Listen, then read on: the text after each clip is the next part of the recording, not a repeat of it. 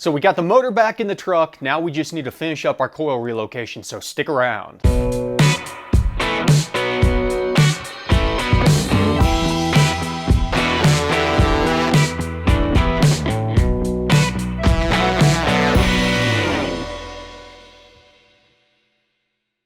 everybody, welcome back to the garage, and as always I want to start off by thanking all the new subscribers out there, all the people that are participating by commenting. If you haven't subscribed, click that button, ring that bell. You don't want to miss out on new episodes, things like the live show on Thursday nights.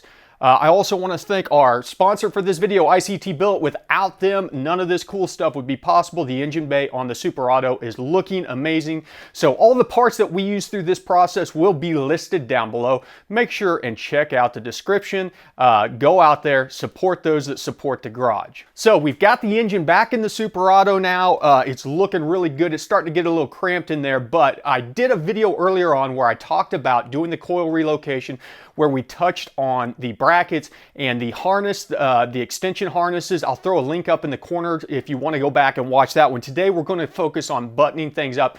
In particular, we're going to take a look at making the spark plugs using the ICT Billet spark plug kit. The nice thing about this kit is it comes with multiple boots. It's already going to have a boot, and in fact I've got mine installed already. I'm using some spare wire that I cut off, but it already has a boot specifically for going to your coils, and then it comes with 3 different options for whenever you go to the plugs itself. And that way you can kind of measure everything out, see which angle is going to work best for your setup to make sure that you're not getting any kind of interference with the headers, things like that. I ended up going with the 45s, or they may call them 130s, I can't tell anymore. But it also comes with 90s, and straights are what they might call 180. The nice thing about it is the wires that come with these things are plenty long for about anywhere in the engine bay that you mount it. You're going to be able to get all 8 plugs done.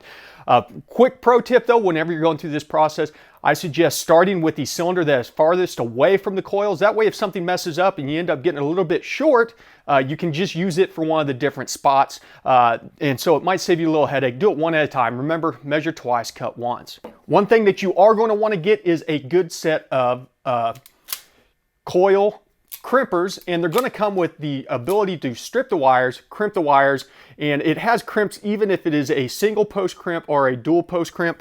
The difference being that these are actually just single crimps on there, and so the wire is going to sit down in here and crimp down. The 2 crimps will actually have a section that crimps directly on the wire, then one that crimps on the insulation. What you're going to find is you have this conductor that goes down the middle. That's what this little black wire is. On a single crimp like this, you're going to end up wanting to fold this back, but we're going to have to actually strip out a little bit more than that. For starters, we'll start with the end that I cut off since it has not been stripped, and we'll use the strippers directly on the device itself. Get a nice length in there that we can have a decent amount left over. Then what you're going to want to do is, often these things are a little bit too wide to fit down in the crimpers themselves, so I like to use the very tips of it just to smush it down a very small amount. Then we'll fold this wire over, the conductor wire over, and it's going to be down in the bottom as we slide this into the fitting. We'll load it up into the part with the dovetails on it, and then we can just crimp that section down. This is not a very good one. Okay, there we go. And then once all is said and done, we've got our spark plug wire done up, crimped down, nice solid connection. After that, pick the boot that you're going to want to use. In this case, we might use a straight. Honestly, if I were to use a straight, I would probably feed the wire through the straight connector first and then pull the boot down over the wire. If you were to use a 90, be aware that there's a different crimp-on connector that goes on the 90. Same with the 45s. Just make sure that you're matching up the connector that you're using.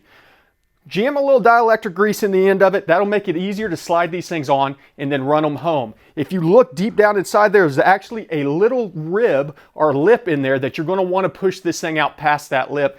That is kind of a positive detent that's going to hold this in place whenever you plug this in on your coil or on your spark plug. So that's just a quick rundown on how we're going to make our spark plug wires. Let's go ahead and take a look at how we've got it set up here on the Superado with our coil relocation. Okay, it's pretty tight in here. I know this is a big engine bay, but when you have this much stuff going on, you start running out of room really quick. But as you can see, here is actually the passenger side coil relocation. I built a bracket, put it off one of the This isn't necessarily the frame rail per se, but it is part of the engine bay clip.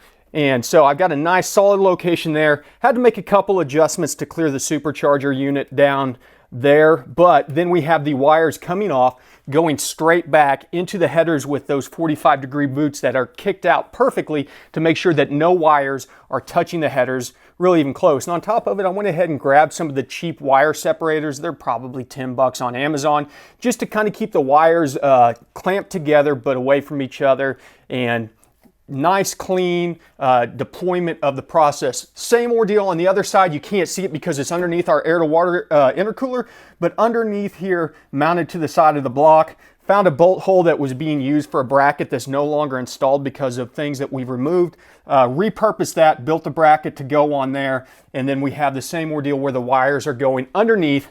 No wires up top. Clean, allows us good access to see our cool Mickey Thompson valve covers that we've got installed using the ICT Billet adapter brackets, and it ends up polishing up the engine bay really nice. When everything's all said and done, it's going to look mean.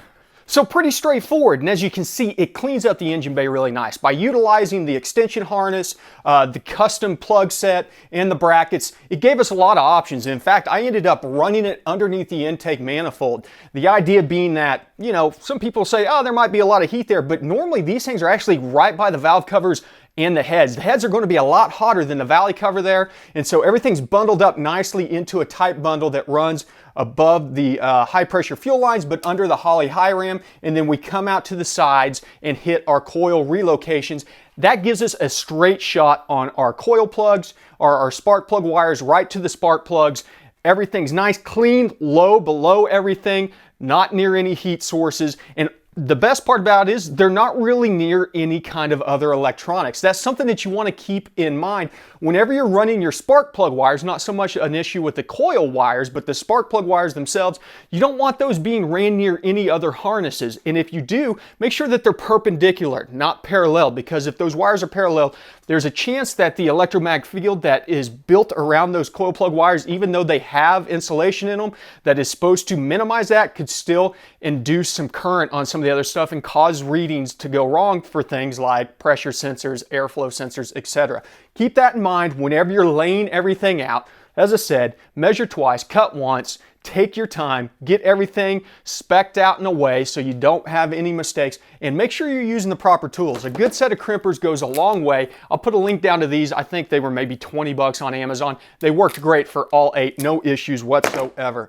So that is pretty much it for this video. Hopefully it helps you guys out who's thinking about doing a relocation like this. Make sure and check out our sponsors, ICT Billet. Their website has all the products that you need to do something like this, including things like the valve cover, valve cover adapters.